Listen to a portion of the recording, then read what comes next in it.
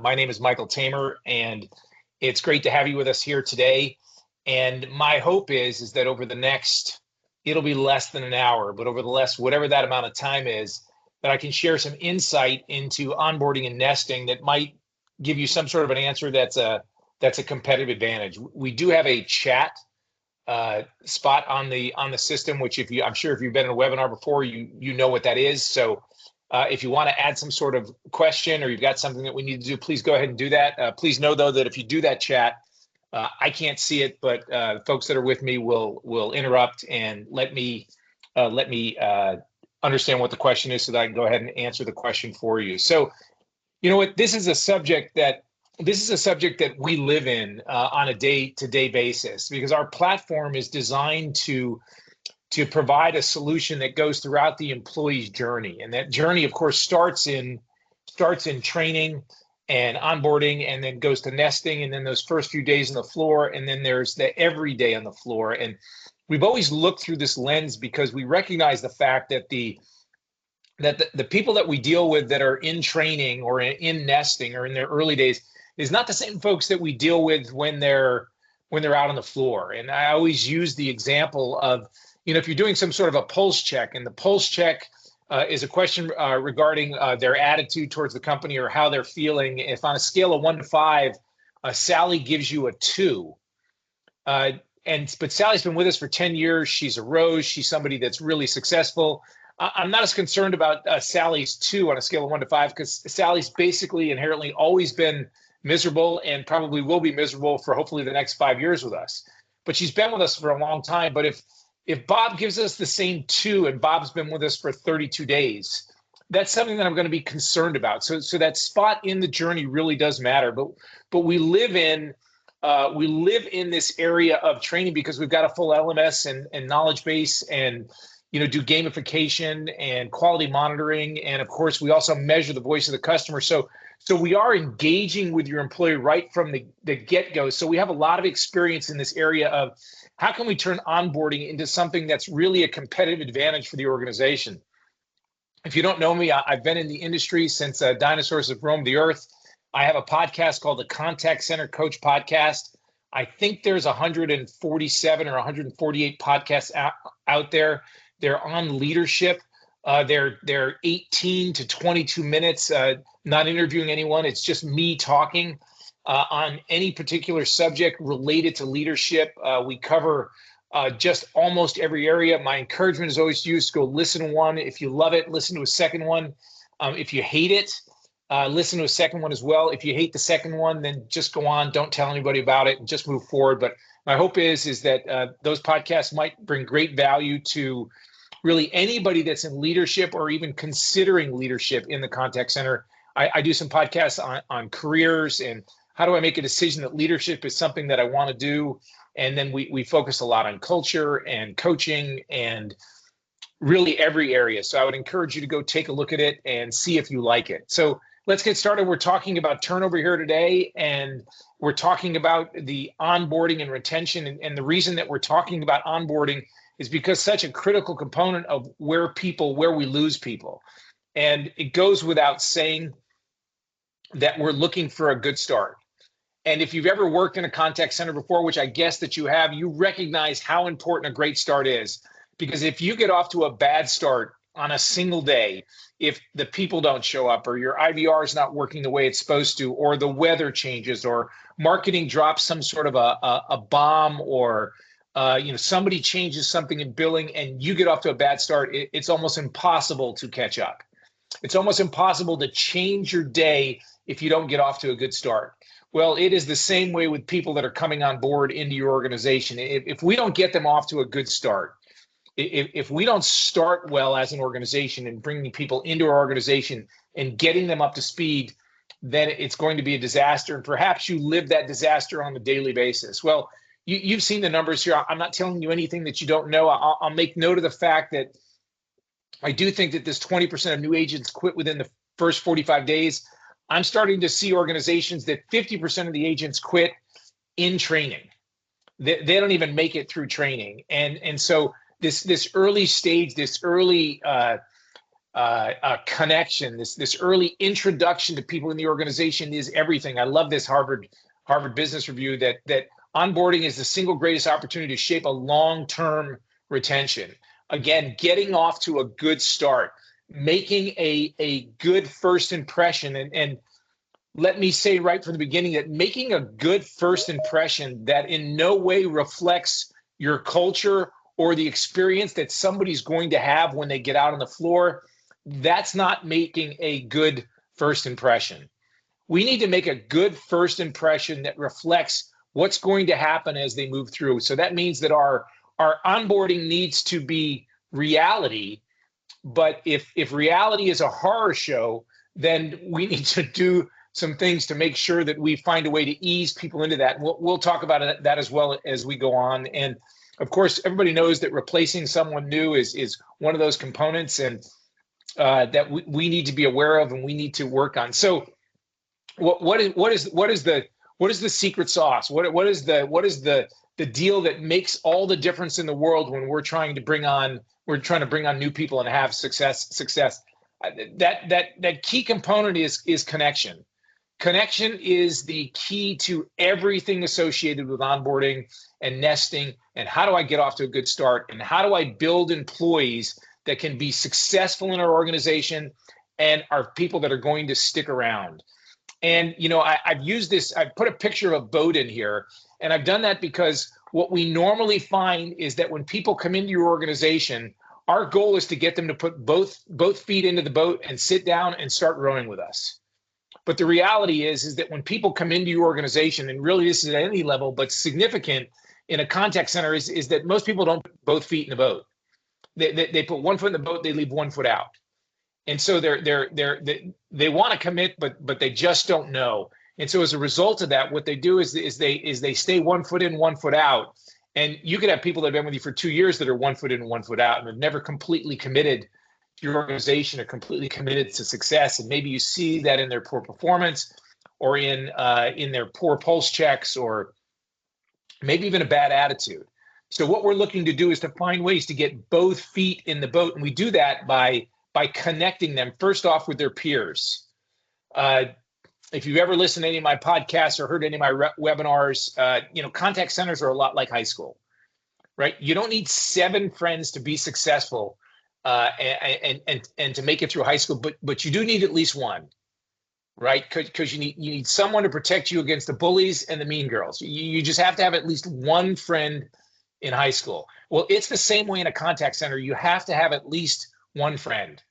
They have to connect up to someone else in the organization. And that alone will help you be successful, but it also helps you in the early stages of getting them in onboarding and getting them in training. And so, this is a particular challenge if we're going to be remote and people are going to be working from home and making that peer connection. If you started in your organization and you started in any sort of training, I'd bet $100 that you're still connected to someone that you went through with training, that you still know who those folks are. And maybe you're the last 2 people from your training class. Maybe there's a bunch of you that still get together every once in a while, and when you see them, there's a smile on your face because you remember going through training. And sometimes training can be a little bit like, that camp bus. Many times camps are successful, not for the time that you're in camp, but they're successful for the 3-hour or 5-hour or 8-hour bus ride that you take to camp, where just the shared misery of going in that bus ride connects you up to somebody. It's where you make your first friend. It's where you make your first connection. It's certainly where you have your first shared experiences that you can look back on and hopefully laugh at or grimace at or whatever may have occurred. But connecting them to your peers is important. Second, we need to connect them to your company. It's so important that they can connect it to your company, which is your purpose and your culture, which means that needs to be a component, and it needs to be a reflection of exactly what your culture is. Sometimes you may literally be just a complete forest fire that's going on in your contact center. You've got a highly stressful, a lot of monotony, very difficult questions, very complicated, miserable people that are calling you, and that may be your reality. but there is a certain kind of person that fits in that component that can thrive in that environment.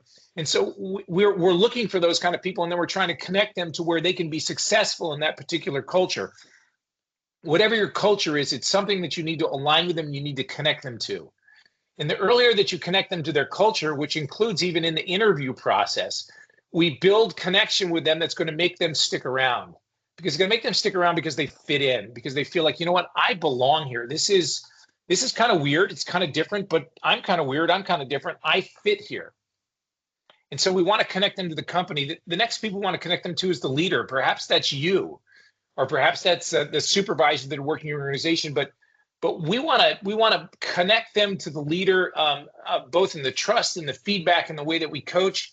Because in most instances, in almost every exit interview that you see, people don't leave a company. They usually leave people.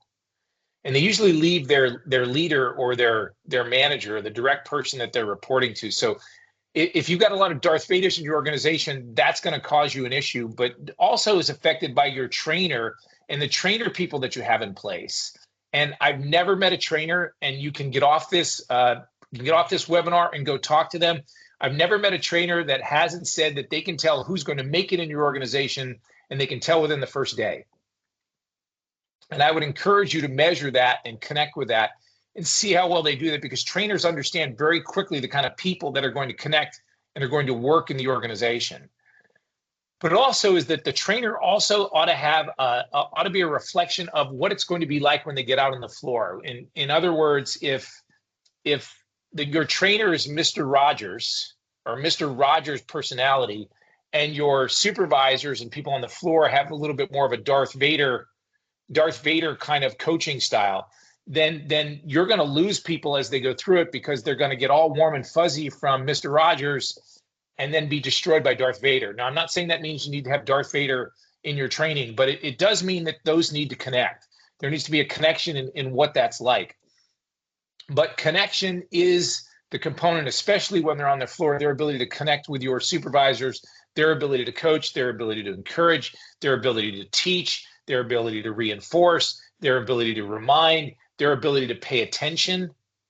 And this is, of course, especially true for people that are remote as well. And then we need to connect them to success, because early wins and clear expectations is what keeps people around. It's what makes onboarding successful, because they come in not knowing anything. Pretty early on, they figure out, you know what, there's a lot of stuff that I need to learn, and I need to be able to learn it and communicate it in 5 to 6 minutes. And I need to be able to learn a whole new way of doing things, a way to communicate, a way to listen, a way to navigate through my screens. All these things are a challenge, and your employees' lack of confidence in these early stages is a huge component of their ability to be successful. So we want to connect them to success in training, in nesting. We want to make sure that we focus on the things that they're doing really well, but also make them comfortable with the fact that there's 100 or 200 or 700 people that are out on the floor that have been exactly where they were right now, and they've been able to find their way through it. And this person is capable of doing that as well. And then, of course, finally, we need to connect them to the customers, to the purpose-driven work that they're doing, because if you're in customer service, if this is a customer service environment, if you're sales, it's obviously slightly different. If you're in customer service, then you're in the business of helping these people. And the sooner that we can help them to understand that, listen, this may be the most important call that your customers deal with all day long. Even though this may be the 50th time that you've done this, maybe today, for your customer, it's the first time. It's important for them, and your ability to be able to connect your employees to the joy, the privilege, the honor, the success of being able to take a customer and help solve their problem and fix their problem is something that will allow them to be successful, and obviously will help you with building employees. I said before, this is something that we do. This is not a demo, but I'd be remiss if I didn't tell you that we have a lot of tools that help in not only the training process and coaching process, but all the way through your employee's journey. The smart coaching nudge, or a shout out or a recognition at exactly the right time, is mission critical in the training process, but always all the way through the entire process. and your ability to have those tools at your hands to be able to use to change that relationship that's going on with your frontline employee is critical to your success, and something that we do and something that we believe that we do really well. But the fast track is the fun track, and that is that the technology that we have today is changing the way that we look at things. And if you've been in a webinar with us recently, we've talked about real-time assist or knowledge base or auto quality monitoring, auto post-call interaction support. All of those are changing the onboarding process and changing the hiring process, because the faster that we can get somebody up to speed, the more confident that we can make them, the more success that they have early, the more ways that we can encourage them and coach them early in the process, in this training mode, in this onboarding mode, in these early stages, is the difference between success and failure. And the reason for that is because we are right now in a paradigm shift. And we're in a paradigm shift because of the impact that AI is having, because of the impact of real-time assist, which in real-time guidance, which means the ability to be able to prompt your frontline reps, to help them walk them through with an integrated knowledge base so that they know where to go, that they know where to actually communicate in the organization, is having amazing effects in this early onboard and training, because what it's doing is it's allowing people to get up to speed faster. One of the biggest challenges that your new employees have is this ability to be able to retain the knowledge that they need, and to be able to have access to it and to find it, to be able to have a communication with the customer. And so your ability to be able to feed them that information, to be able to make it easy for them, rather than having to think, you know what, I need to go to this particular place in the knowledge base, because it's listening to the call in real time, because it can hear what's being said, it has the ability to then be able to connect you to the information that they need.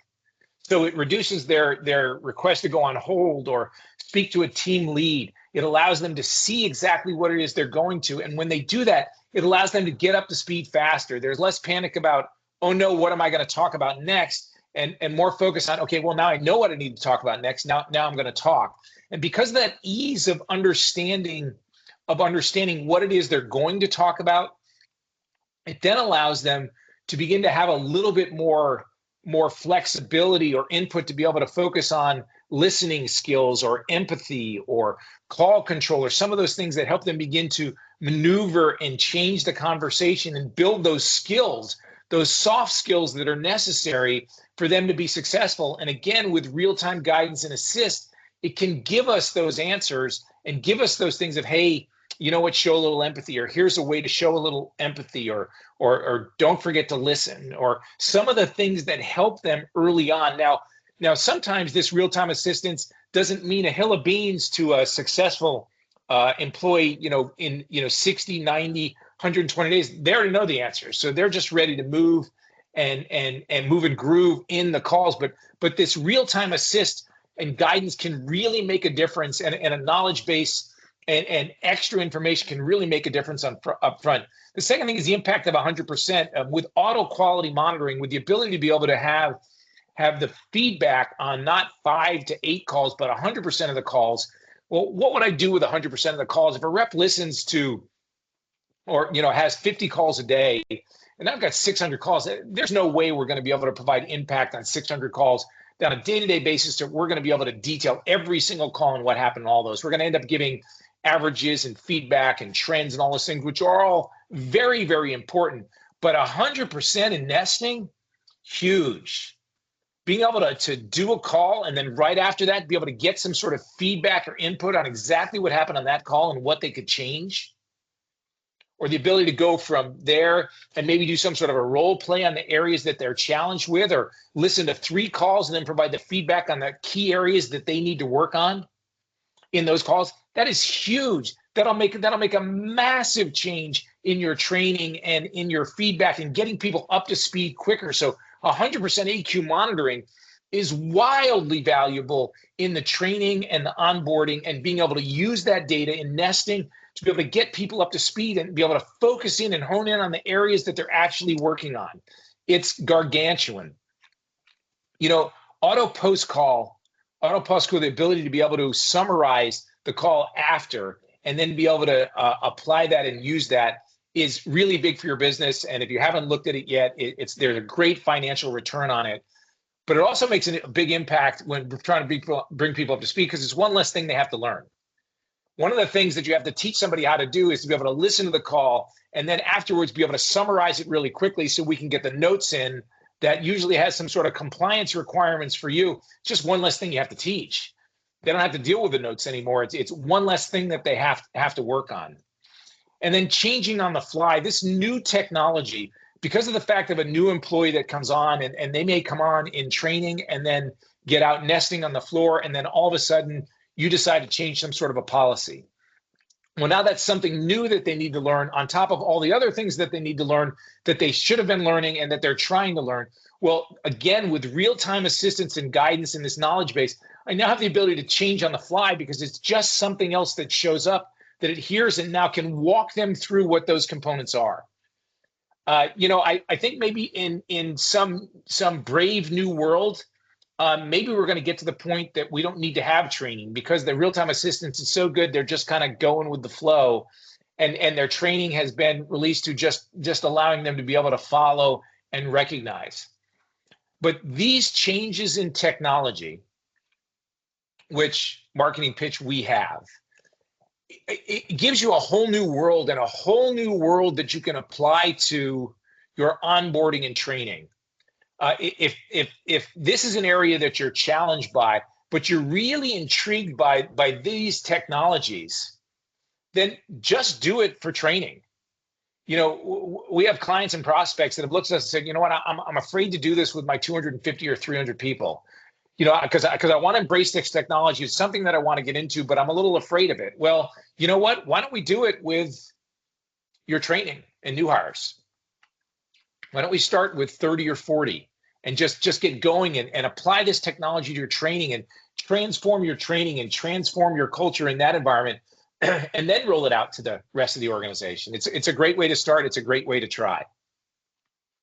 This culture. This embracing is something that's affected by at home and in the office, because in the office we have this natural ability to make this connection, but at home we're obviously isolated, and so there's technology and ways that we can bridge that. We can bridge that change between your at home employee and your office employee, and I'm sure you're struggling with that today because it almost requires two different strategies and two different connections. And if you've listened to any of my podcasts, you know that you just can't connect with them enough. You need to connect with your at-home employees 3 to 6 times more than you are your in-office employees.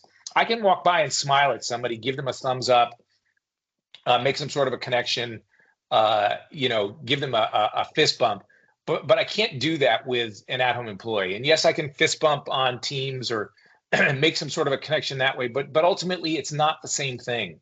So we've got to recognize that and embrace the ability to do that. In order to do that, I want to just give you a quick understanding of the way that we look at people in an organization and a way that you might be able to look at your culture. And we look at our employees as roses, daisies, and weeds. Now, a rose is a beautiful flower. It's just the most stunning flower there is. I mean, if you're going to do an anniversary, you're probably going to do roses. The White House doesn't have a daffodil garden. It has a rose garden. But roses are pretty difficult to grow. They require a lot of extra help. They require a lot of extra energy and attention and fertilizers and those kind of things. And it's no different than your best employees. We have a tendency with our roses to reward them. Best this, best that. Hey, man, we need to do something for the roses. Hey, the rose won another game or won another reward. But if you want to be successful in an organization, we need to challenge our roses. Roses need to be challenged. They don't need to be rewarded. We need to find ways to challenge our roses. We give roses our most difficult problems because roses are the ones that change that. If you're looking to try to find some ways to reduce AHT or find some more effective ways that I can work my way through a problem, then I want to do this with my roses. They're the ones that you set as a challenge. You know what? If your boss isn't giving you challenges to do, then you might not be the rose that you think you are. If you want to be the rose, then go get some challenges from your leader and be working on those, because the way to keep roses around, the way to engage roses is to give them challenges. Set them some sort of a challenge. Yes, they like to be rewarded, but they really want to be challenged. The second group we have is our daisies. And daisy is a beautiful flower. It doesn't require any fertilizer to grow. It just kind of grows, and they're beautiful. And daisies represent 60% of our organization. They're kind of that average employee. We have roses at about 20%, weeds at about 20%, and these daisies represent 60% of our organization. The problem is we have a tendency to ignore this group. And we ignore this group because we're so focused on the roses or so focused on the weeds that we just don't pay any attention to them. But we need to find ways to reward this group. And I promise you that your organization struggles with this, because I'm pretty sure this hasn't happened, that your leadership team's gotten together and they've gotten themselves in kind of a flying duck V, and they've walked through your contact center, and they've kind of done this dun, dun, dun, dun, dun, dun, and they stop in front of Emily and they say, Emily, listen, I just want you to know, Emily, we've looked at all the numbers. We've looked at adherence. We've looked at QM.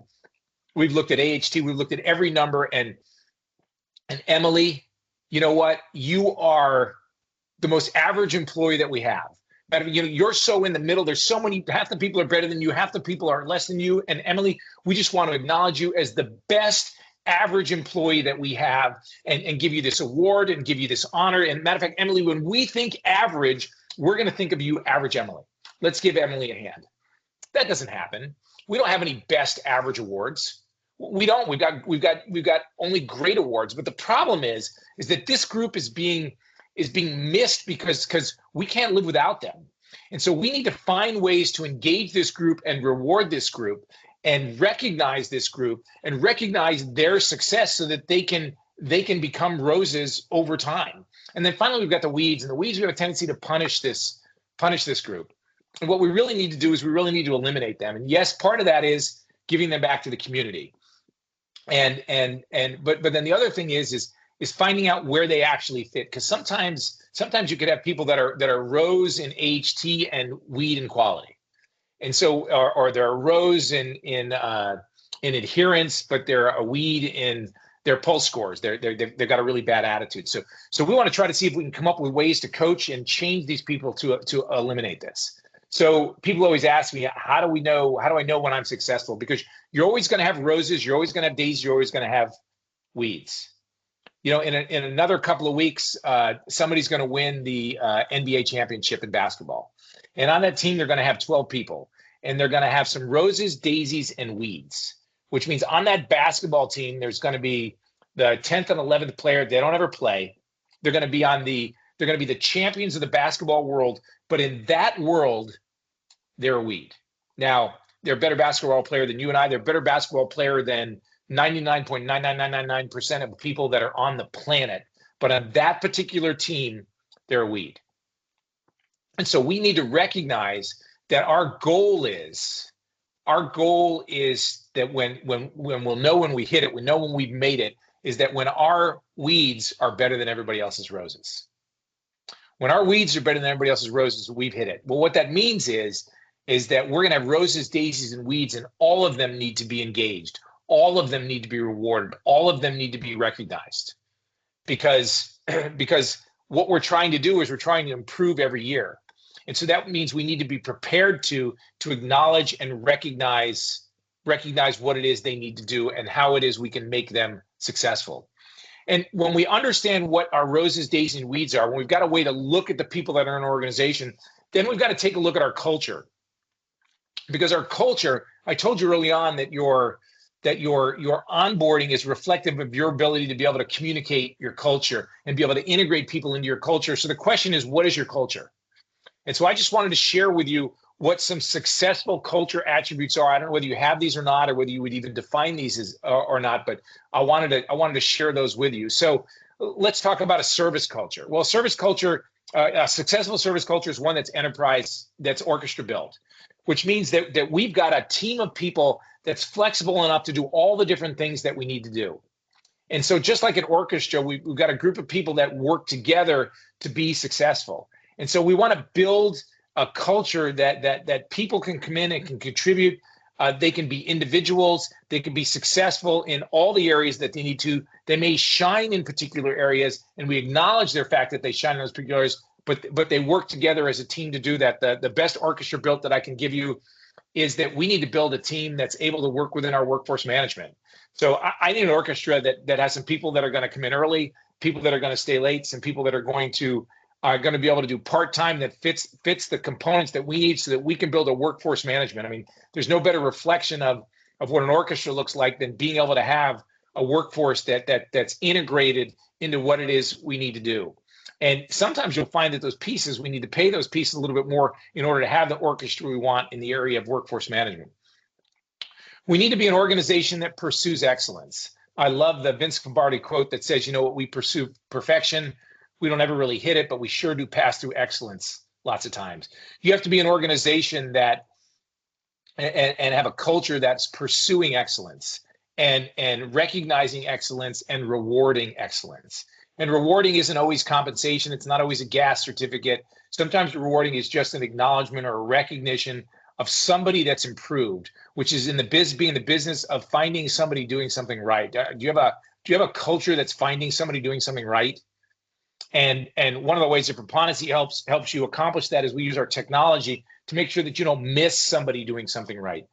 We need to be team driven, and this is particularly hard. This is particularly hard when you've got remote folks. But getting them to recognize and understand that they're team driven, and the way that we do that is we connect them with their peers, whether that's as mentors or engaging them as friends or partners or places where they go for information, or beginning to build success areas where we've got experts in particular areas. Hey, we go to Jennifer for empathy. We go to Rob to understand shipping or to understand something else, and we begin to build this team that does that. We also need to be, if you want to have a good culture, you need to be performance measured. We need to embrace the fact that we are measured by performance. It's a contact center, but it's not something that we're afraid of. It's something that we're looking to do. We recognize the fact that we've got a culture that we're going to be measured by our performance in the same way that a professional athlete is measured by their performance. Professional athlete that goes on that plays professional football, they don't get to decide what time they start. They have to start whenever the time is that they're supposed to start. And every single thing that they do is measured. And they're coached on all the different areas that they need to work on. And so in the same way that we've got a culture that's performance measured, it's something that you have to embrace, not as a penalty, not as a club, but that's just what we do. It's the way we do it. It's the way that things happen in an organization. And then we really need to be new hire welcomed. We need to be an organization and a culture that knows how to bring people on board. We need to have a core competency of bringing people into our organization and moving them through. I describe this often as a fraternity or sorority rush. Bringing people in through your onboarding process needs to look more like a fraternity rush than it does just this basic, hey, we're going to get you up to speed. For leaders, a leader culture is a leader culture that's all in, which means that all of our leaders have both feet in the boat, and we're all working together. And you've got to be for lack of a better term, you got to be a corporate weenie. You got to be somebody that's just all in, that you bought into the culture you're in. You might as well just wear a shirt that has your name on it, because that's what we want to be. That's the kind of leadership culture that we have to have. People that are off independent, that haven't bought in, that aren't drinking the corporate, the company juice. You have to be that as leaders. And we want to build a team that's all in to do that. We also want to build a team that's all out, not just harder. And that is a culture that says, as a leader, I'm going to look by the people that work for me deeply in the eyes and say, listen, I'm going to work as hard for you as you work for yourself, but I'm not going to work any harder. So as hard as you work, I'm going to walk right alongside you. I'm going to stand right beside you, and I'm going to work as hard as you do to make you successful. I'm just not going to work any harder. And at the point when you slow down, I'm going to slow down. I'm going to encourage you and tell you that you're slowing down, but I want to be an organization. I want to be somebody that comes alongside that helps. I don't want ever to have an employee say, you know what, my manager didn't care, my leader didn't care, they didn't work for me, they weren't on my side. You are responsible for being on their side. You are the one person that for the people that work for you, their responsibility is that you work for them, that you serve them. right? There's only a couple of things that that an employee's looking for. They want a clear understanding. They want a clear understanding of what their job description is, and that includes their bonus and how they make money. The second thing they want are the tools and skills necessary to be successful. Give me the tools and skills necessary to be successful. And then the third thing I need a leader that has my best interests in mind. If I can get those three things, I can be wildly successful. And that starts with leaders that work with them. As leader culture, we also recognize the fact that we have to start great. I've already mentioned this. We have to get off to a great start, which means that I've got to have people in their seats that are engaged, that are informed, that are skilled and loyal and ready to do the work. You're not doing enough to get your people off to a great start, which means you're also not doing enough when it comes to onboarding to get people off to a great start. If you want to have a successful contact center, get off to a great start, spend an enormous amount of time and focus on getting off to a great start. You know what? It's already 10:36 Central Time. Did you get off to a great start today? I hope you did. And then we're going to walk the walk and we're going to talk the talk. We're going to walk the walk in the sense that we're going to take the time and effort to make sure that we're in front of our employees, and we're going to reflect the things that we need to do. We're going to show them how we do the things that we do. So one of the ways that I walk the walk is that when I have an engagement or when I sit down to a coaching communication with my employees, I'm going to make sure that I'm using all of the skills that I need to use for them to be successful. So if that means showing empathy, or if that means having call control, if that means showing enthusiasm in the greeting, I'm going to try to model those things as best that I can. And which means that I'm going to walk the walk. If I'm going to teach and coach them something, it's something that I'm going to make sure that I back up and do the things that I'm supposed to do. And in the same way, I'm going to talk the talk. I'm going to make sure that I understand the business well enough that I can communicate what I need to do, and I can be a resource for my employees. Now, my guess is if you work your way up through the organization, this is something that you understand, and that you started on the floor. And if you started on the floor, you've still retained a lot of the skills. And that doesn't mean that you're now the first level of support for them, unless that's your job, of being able to help them through some sort of a technical problem or informational problem.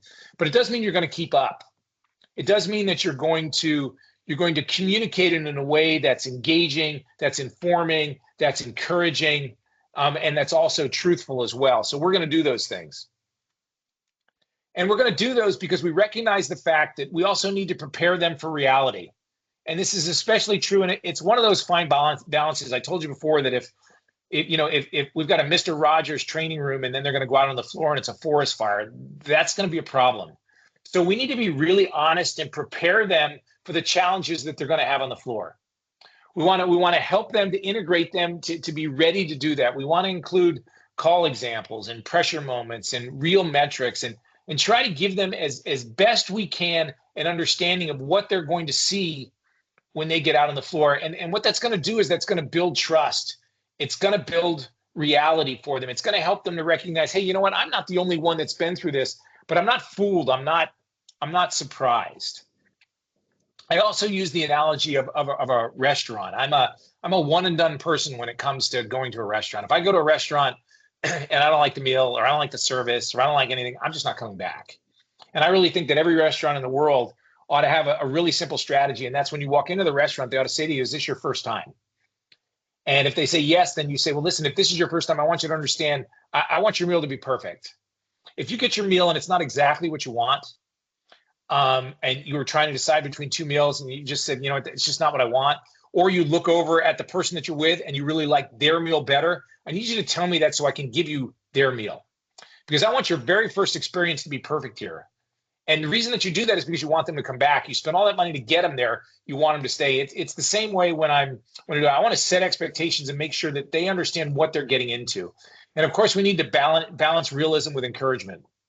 We need to find that balance between telling them what's going to happen and encouraging them that they can do it. And the best way to do that is connecting them with a friend, and connecting them to a friend that might be either in their group or some sort of a peer or mentor that might be coming along that they're going to see that will help them to understand what it is they're doing in that environment. So what are some things that you should start to do tomorrow that would be successful, that might help you to begin your onboarding, that, you know, something that you could write down and go do? Maybe you're doing all these, and if you are, send me a text, let me know that you're doing it. If there's something that I've missed here, put those in the chat as well, and I'll either put those in a podcast or put them out to everybody here. So assign peer guides and mentor. Finding them, connecting them up to somebody that's in an organization that will allow you to connect with them is something that's of great value. So find a mentor, find a peer, find someone that they can connect to. Maybe somebody that's on the floor today that just stops in and connects with them and says, hey, listen, I'm your on floor buddy. I'm going to stop into your training once a day and see how you're doing. And then, of course, obviously, I'm trying to connect them to guides that are in the room or coaches or some people that they can work with there. Always great to send a welcome video, from the leader that helps them to understand and recognize what it is. It's even better if you can stop in.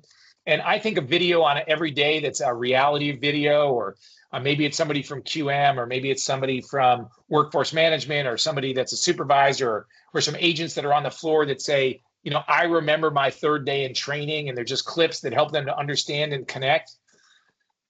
Update your training rooms. If your training room looks like it's been hit by a tornado and it's just got a whole bunch of clunky old gear in it and old CRTs in the back of the room, and it's just not an inviting place, you know what? That's a place that you can change. Maybe it is a reflection of what's out on the floor, but there's nothing more depressing than walking into a training room that just is some dark place that looks like, I don't even want to go in there, and there's noise and wires, and it's just a mess. That's an area that, at worst case, just clean it up. At worst case, make it a little bit brighter, put some really cool signs on the wall, move the snack machine into the training room. Just do something to change your training room. This is a pitch. We do a lot of pre-shift my starts where we actually tell them what happened yesterday, what they can expect today. It's a way to connect with them, to have some fun, to do some coaching. So my start updates are a great way to communicate to them what happened yesterday that was really, really good, some areas that they're challenged on, maybe some coaching notes, maybe some ways to connect them to what they're going to do today. Add pulse checks and internal surveys daily. Again, I want to know how you felt about the session we were just in, how you're feeling about your confidence. Do you feel like you've learned some stuff? Is there something that you're missing? Anything that I learned that might either help them be successful or maybe just get them through the rest of the afternoon is something that I want to know. Invite present-day agents to share on everything. Come up with the list of what people think about on their third day. Have an agent come in and talk about the third day or the fifth day or the 10th day or the 9th day or whatever it is. This one you may close your eyes and cringe, but give them a money bump early and maybe often.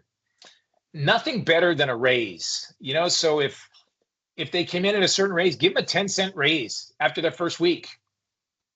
So they've got something to look forward to next week, or a quarter after they've done that, or 7 cents or 6 cents or whatever it is.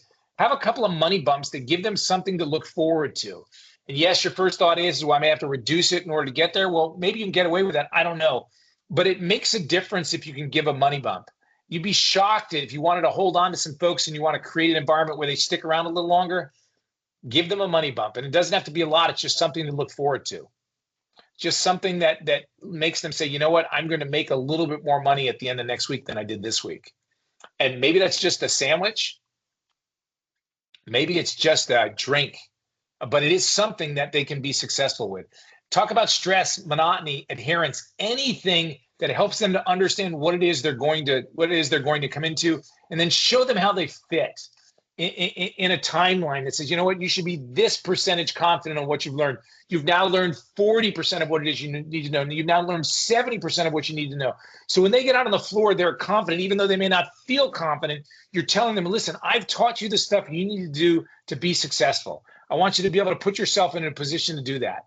Well, turnover costs money. Why am I doing this? What's the reason for doing this? Why does this make a difference? Well, it makes a difference in the cost. Retention is cheaper than re-recruiting. Doing something early on that helps people understand what it is they're doing. In this example, I'm showing, 200 agents with 25% turnover, which means you're replacing 50 people. What happens if we could reduce that and get a 25% reduction and hold on to 12 to 13 people? Right? Well, that's going to save you the cost of bringing them on board. I don't know whether your onboard costs are $7,000 or $15,000 to bring a new employee on place. I picked 10, but you're going to save money. It's also going to impact your HT. I cannot tell you how many clients I walk into And one of the things we look at when we're measuring them is what's going on with your numbers. And all of a sudden you'll see this big, big, big jump in HT. And the answer is the same answer for every contact center everywhere in the world. Well, you know what? We just had a new hire class come on board. And that new hire class came on board, and all of a sudden we have this huge increase in HT.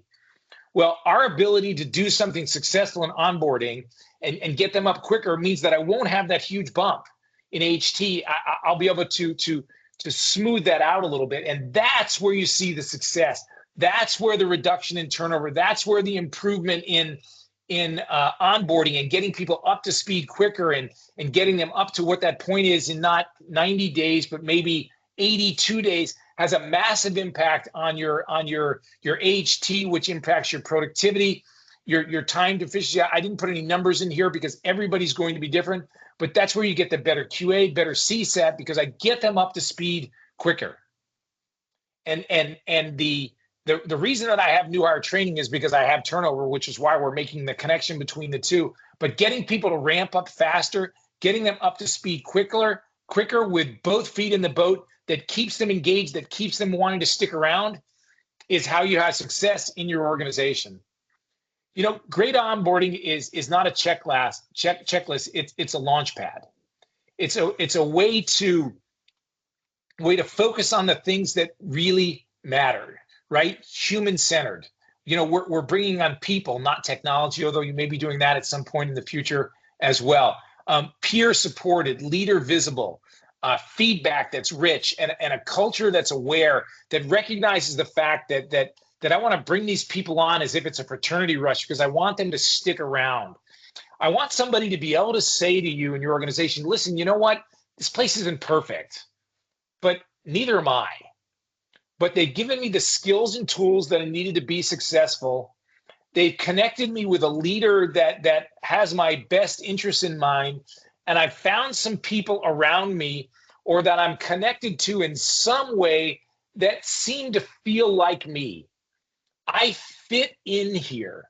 My skills, my personality, the things that I'm trying to achieve, my goals, they fit. You know, I don't know what the length of time is that people are going to be working with you. It's going to be a season. For some people, that season might be 7-8 years. For other people, that season might be much shorter than that. But whatever the time or season that they're in with you, you want them to be able to look back and say, you know what, this place wasn't perfect, but they gave me what I needed to do. I had some great success here. And oh, by the way, I think you could have success here as well. Onboarding never really ends. You know, all the things that we do early on, which is learning and training and growing and connecting them to their peers, connecting them to their leader, connecting them to your culture, connecting them to their customers, that never changes. It just continues to go on. They're just doing it on the floor. But they need to keep learning. They need to keep seeing where they fit. They need to be constantly reaffirmed as to why they matter and what part of the organization they fit, and why when they don't show up for work on time, we actually miss them. Make day one feel like something like day one of something great.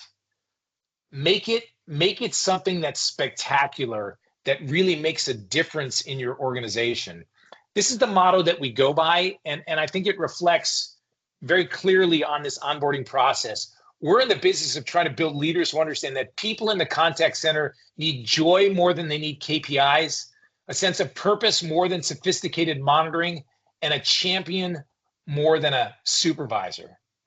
When was the last time you heard the words joy, purpose, and champion in your contact center? One of the ways that you can accomplish this is by looking at your onboarding process, your onboarding experience for your frontline employees, and changing it and making it better.